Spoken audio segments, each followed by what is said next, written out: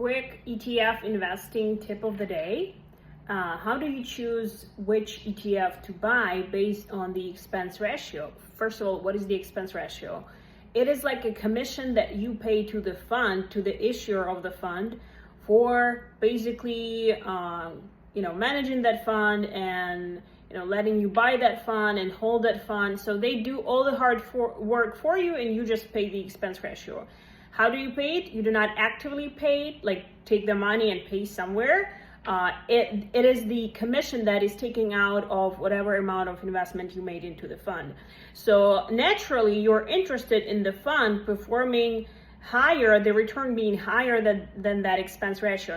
Now with like less than 1% expense ratio, you're mostly good if it's equity ETFs, unless it's a down year, stock market crash, then everything will be down and you will basically pay out of your own pocket.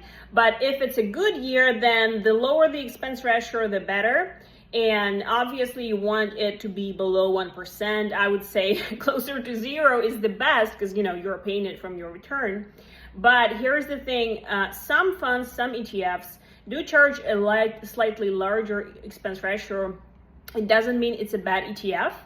You will just pay a bit higher commission. But also you have to know that the more riskier, the more growth stocks are in equity ETFs, the higher the expense ratio.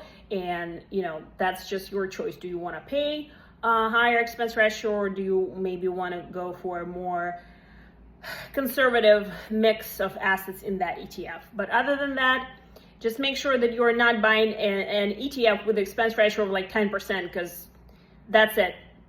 You're cooked with that kind of expense ratio. Hope that helps.